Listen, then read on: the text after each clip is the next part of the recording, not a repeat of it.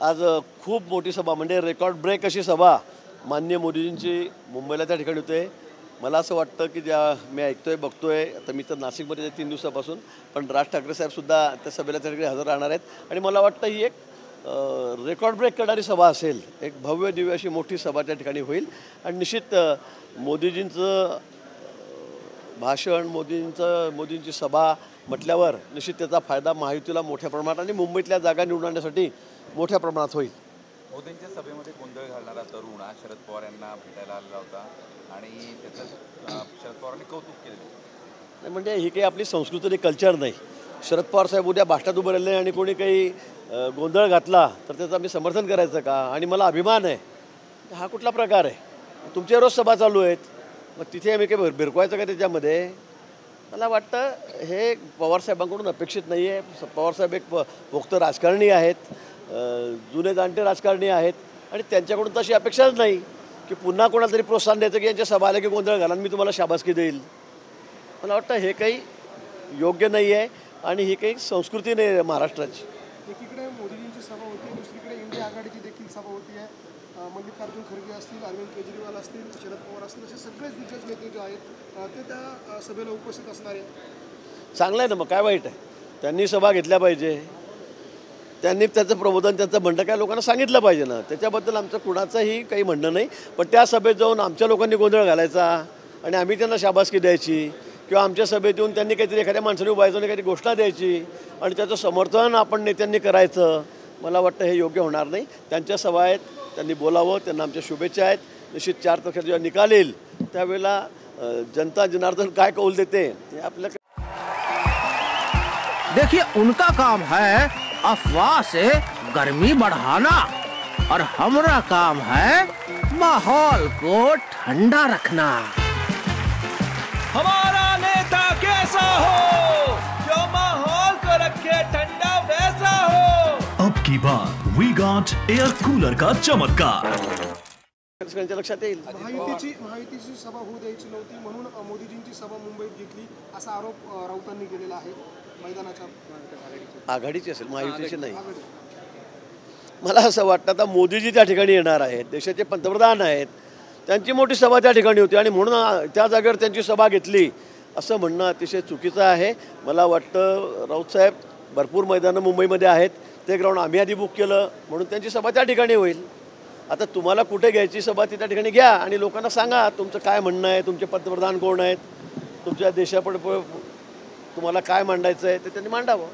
वडेट्टीवारांनी राज ठाकरेंवर टीका केलेली आहे. त्यांचं म्हणणं आहे की भाजप सेलिब्रिटी म्हणून त्यांचा वापर करते. भुजबळांनी सुद्धा त्याच्यावर टीका केलेली आहे. कुणावर? राज ठाकरेंच्या.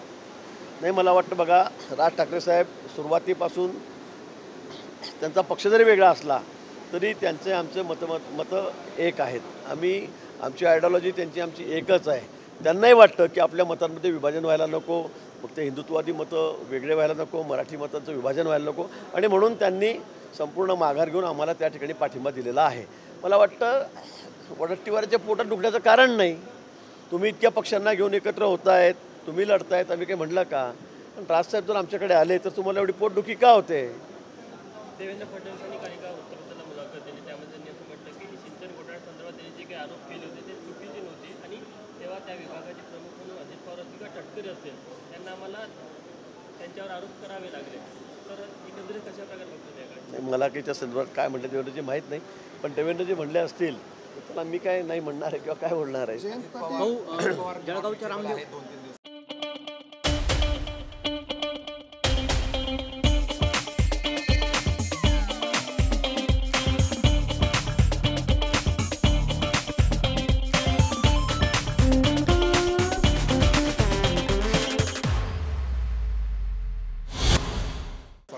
सगळं भुजबळ नाराज आहे.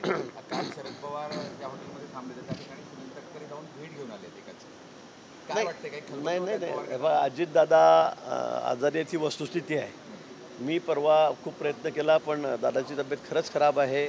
डॉक्टरांना जे बघायला गेलं त्यांच्याशी मी बोललो, खरं आहे त्यांची तब्येत खराब आहे. ते की राजकारणी त्यांना ताप आलेला नाही, त्यांची तब्येत खरोखर खराब आहे आणि त्यामुळे ते सभेला येऊ शकले नाही किंवा मोदींच्या रोड शोला सुद्धा येऊ शकले नाही. ही वस्तुस्थिती आहे. पण आता वेगवेगळ्या पद्धतीने मुद्दामून त्याचा अर्थ आमचे राजकारणी लोक विरोधक आहेत ते वेगवेगळ्या लावत आहेत. पण तशी वस्तुस्थिती नाही. भाऊ, जळगावच्या रामदेववाडीत जो अपघात झाला आहे त्या अपघातात जो 4 जणांच्या मृत्यूस कारणीभूत आरोपी आहे त्याला पाठीशी घालण्याचं काम आपल्याकडून केलं जातं असा आरोप जो आहे तो उन्मेष पाटील यांनी केला. नाही, मला वाटतं त्याच्या डोक्यावर परिणाम झालेला उमेश पाटलाच्या. आता कुणीतरी 4 जणांना उडवलं, त्याचा ॲक्सिडेंट झाला. त्या दिवशी रात्री 1 वाजेपर्यंत मी हॉस्पिटलला होतो. ते माझ्याच मतदारसंघातले लोक आहेत, अतिशय गरीब आहेत, वंजारी समाजाचे ते लोक आहेत. आणि मी रात्री 11 वाजेपासून तर 1 वाजेपर्यंत जवळपास 2-2.5 तास हॉस्पिटलला होतो. मी पोलिसांशी बोललो, गुन्हा दाखल करायला लावला. त्या गाडीमध्ये काहीतरी गांजाच्या पुड्या होत्या, त्याचाही उल्लेख मी त्या ठिकाणी करायला लावला. याच्यामध्ये मला कळत नाही, पण त्या सगळ्या क्रायममध्ये लोकांनी त्या गाडीवाल्याला खूप मारला आणि त्यामुळे त्याला मुंबईला हलवण्यात आलं. पण त्याच्यावर गुन्हा दाखल झालेला आहे. आता याच्यामध्ये काहीतरी वेड्यासारखं बडबडायचं, काही बोलायचं आणि खरं म्हणजे उन्मेष पाटलाला तर उत्तर देण्याची मला गरज नाही. त्याला म्हणा 4 तारखेला समोर ये निकालाच्या वेळेला आणि मग बघ आपली पद काय, आपली लायकी काय म्हणून मतदारसंघामध्ये या जिल्ह्यामध्ये. जयंत पाटील असं म्हणतात की 4 जूनच्या निकालानंतर भाजप असेल किंवा महायुती असेल एक मोठा गट जो आहे तो बाहेर येईल असं जयंत पाटलांना दावा केला त्यांनी. आता काय माहिती इकडून बाहेर येतात का तुम्ही आत येतात, हाही मोठा एक सगळ्या महाराष्ट्राच्या जनतेसमोर प्रश्न आहे. म्हणा आमची काळजी करू नका, फक्त तुम्ही तुमचा पक्ष सांभाळा, तुमचे लोक तुम्ही सांभाळा. भविष्यामध्ये काय काय होईल ते आपल्याला निश्चित दिसेल. जयंत पाटील संपर्कात आहे का तुमच्या? कोण? नाही, आमच्या संपर्कात नाही. आता आमच्याकडे जागा पण नाही तेवढ्या तशा खरं म्हणजे. पण जयंत पाटील माझ्या तरी काही संपर्कात नाहीत. झिंझिण्यांपासून त्वरित आराम मिळवा सेन्सोडाईन रॅपिड रिलीफ बरोबर. उद्धव ठाकरे असं म्हणाले की 4 जून नंतर मोदी मॉनिटरायझेशन होईल.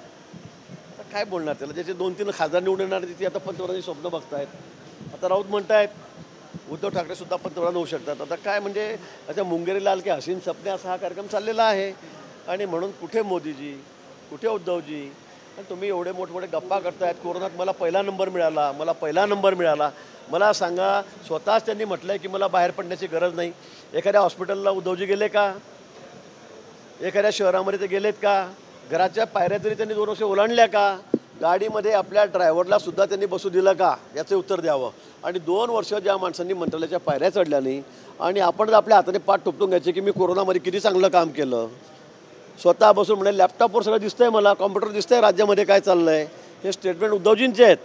आणि इकडे लोक मरत असताना, मेडिसिन नसताना, दवाखाने फुल असताना, कॉट नसताना त्यावेळेला उद्धवजी घराच्या बाहेर पडले नाही.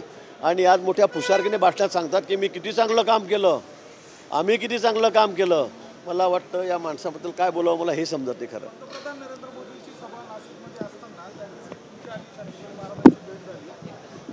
त्या भेटीनंतर ते असं म्हणाले पंतप्रधानांनी भेटण्यासाठी बोलवलं होतं, मात्र भेट झाली नाही. तुमच्यासोबत भेट झाली, नेमकी काय चर्चा झाली होती? नाही, शांतिगिरीजी महाराज त्या ठिकाणी मला वाटतं घोटीला त्या ठिकाणी कार्यक्रमात होते आणि त्यांचं माझं त्यांचं बोलणं झालं होतं सकाळी. आणि ते भेटीसाठी आले होते परंतु ट्रॅफिकमुळे त्यांना येता आलं नाही. पंतप्रधानांची त्यांची भेट होऊ शकली नाही. मी त्यांना विनंती केली होती की आपण एकदा भेटू आणि आम्हाला समर्थन द्यावं, जाहीर पाठिंबा दिला तरी चालेल असं मी त्यांना म्हटलेलं होतं. पण दुर्दैवाने त्या दिवशी मोदीजींची त्यांची भेट झाली नाही, कारण सभा सुटल्यावर एवढी गर्दी होती की त्या ट्रॅफिकमध्ये ते अडकले आणि ते सभास्थानापर्यंत येऊ शकले नाही. त्यामुळे ती भेट झाली नाही. पण अजूनही ते निवडणुकीमध्ये कायम आहेत. ते म्हणतात मी लढणार आणि जिंकणार. पण मग ठीक आहे, मला अपेक्षा होती की बाबा मोदीजींना भेटल्यानंतर काहीतरी त्यांचं मतपरिवर्तन होईल. पण दुर्दैवाने त्या दिवशी त्यांची भेट होऊ शकली नाही. आता ते लढतायत. आता ते काल मी सायकल रॅली त्यांची बघितली. आताही आज सकाळी पण त्यांनी मला वाढदिवसाच्या शुभेच्छा दिल्या. आज माझा वाढदिवस आहे म्हणून त्यांनी मला शुभेच्छासुद्धा त्या ठिकाणी फोन करून दिलेल्या आहेत. आता ते त्यांचं काम करत आहेत. मनाने मी बीजेपी सोबतच आहे. जर निवडून आलो तर मी बीजेपी निश्चित त्यांनी मला तेच सांगितलं की तुम्ही काळजी करू नका, मी BJP सोबतच आहे. आणि नाशिक मतदारसंघ सोडला तर माझा सगळं पाठिंबा त्यांनी सगळे त्यांच्या भक्तगणांनाही सांगितलेलं आहे. त्यांचे सगळे फॉलोअर्स आहेत त्यांनाही सांगितलं आहे की भाजप आणि महायुतीशिवाय कोणी मतदान करायचं नाही. मोदीजींना पुन्हा या देशाचं पंतप्रधान करायचं आहे. या मताशी ते सहमत आहेत. त्यांचं मत या बाबतीमध्ये पक्कं आहे. फक्त नाशिकच्या बाबतीमध्ये मी जागा लढवेल, मला माघार घ्यायला लावू नका असं त्यांनी सांगितलं. विजयी झालो तर तुमच्या सोबत येईल असंही म्हटलं का? तेच सांगतोय मी, विजयी झालो तर मी मोदींच्या सोबत येईल. मी दुसरीकडे कुठे जाऊ शकत नाही. आणखी 2 दिवस काही प्रयत्न काय असणार आहे का तुमचे? नाही, मला असं वाटतं की आता त्यांनी सगळं नाहीच सांगितलेलं आहे. त्यांनी त्यांचा प्रचार सुरू केलेला आहे. तर ठीक आहे, ते त्यांचा प्रचार करतील, आम्ही आमचा प्रचार करू. नाशिकमध्ये आपण गेल्या 2 दिवसांपासून तळ ठोकून आहे नाशिकची जागा जिंकण्यासाठी. भाजपचे काही नगरसेवक अजूनही नाराज आहेत, ते प्रचारासाठी प्रचाराबाबत अजून सक्रिय दिसत नाही. नेमकं त्यांची नाराजी दूर त्यांनी काल हेमंत गोडसेंच्या समोर भाषणामध्ये त्यांची नाराजी दाखवली. नाही, मला असं वाटतं की थोडीफार कुजबूज नाराजी सगळ्या पक्षांमध्ये, सगळ्या आम्ही आता 3-4 पक्ष 5 पक्ष आम्ही सोबत आहोत, त्यामुळे थोडीफार असते. पण मला असं वाटतं की आता शेवटच्या क्षणी कुठली नाराजी राहणार नाही. मी आज एक 4 वाजता सर्व नगरसेवक आणि प्रमुख कार्यकर्ते 300-400 प्रमुख कार्यकर्त्यांची बैठक या ठिकाणी बोलवलेली आहे. मला वाटतं त्यामध्ये अगदी स्पष्टता त्या ठिकाणी येईल आणि आजपासून अगदी ॲक्शन बोर्डमध्ये जसं आम्ही नगरपालिकेची महापालिकेची निवडणूक लढवतो नाशिकच्या, त्या पद्धतीने सगळी रचना आम्ही लावू आणि मला खात्री आहे की आमचे उमेदवार गोडसे हे मोठ्या मताधिक्याने या ठिकाणी निवडून येतील. देशमुखांनी माहिती दिली की काल सुनील तटकरे राष्ट्रवादीचे काही वरिष्ठ नेत्यांसोबत भेटले नाशिकला. नाही, त्या बाबतीत मला काय माहिती आहे, अनिल देशमुख काय म्हणले काय ते मला माहीत नाही. पण तटकरे साहेब आमची भेट झाली, भुजबळ साहेबांची त्यांची भेट झाली, दादा भुसे वगैरे आम्ही बसलो. ते कोणाला भेटले नाही भेटले मला वाटतं या सगळ्या अफवा आहेत. छगन भुजबळ नाराज आहेत अशा वारंवार चर्चा होत आहेत. अनेक ठिकाणी नेते त्यांच्या भुजबळ साहेब मला वाटतं कुठेही नाराज नाहीत. परवा आपण सभेमध्ये बघितलं, त्यांनी भाषणामध्ये स्पष्ट सांगितलेलं आहे, अगदी स्पष्टता तिथे आलेली आहे. अतिशय जोरात त्यांनी एवढ्या आवेशात भाषण त्या ठिकाणी केलेलं आहे आणि ते त्या ठिकाणी कामालाही लागलेले आहेत. त्यांच्या सगळ्या जवळचे लोक आहेत, त्यांच्या संघटनेचे लोक आहेत, पक्षाचे लोक आहेत, यांना काम करण्यासाठी त्यांनी आदेश दिलेले आहेत आणि सगळे आता कामाला लागलेले आहेत. मुख्यमंत्री एकनाथ शिंदे आणि त्यांची भेट झाली, सगळ्या नेत्यांनी जाऊन त्यांची भेट घेतलेली आहे. मात्र मुख्यमंत्री एकनाथ शिंदे आणि छगन भुजबळ मात्र अजून एकत्र येताना दिसत नाहीत. एकूणच निवडणूक नाही, मला वाटतं दररोज त्यांचं बोलणं सुरू आहे, फोनवर त्यांचं बोलणं सुरू आहे. काल कदाचित माझी आणि CM साहेबांची भेट झाली नाही कारण ते घाईत होते, त्यांना पुढे कल्याणला ठाण्यालाही जायचं होतं वेळेचे. पण माझ्याशी काल CM साहेबांची माझी 2-3 वेळा फोनवरही बोलणं झालं. आज सकाळीसुद्धा 2 वेळा बोलणं, साहेबांचं मत या मतदारसंघाच्या बाबतीमध्ये चर्चाही झालेली आहे, बोलणंही झालेलं आहे.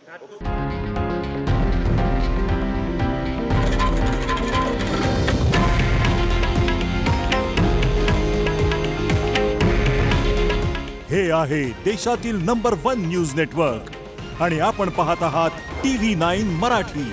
काळजी तुमची, हित महाराष्ट्राचं.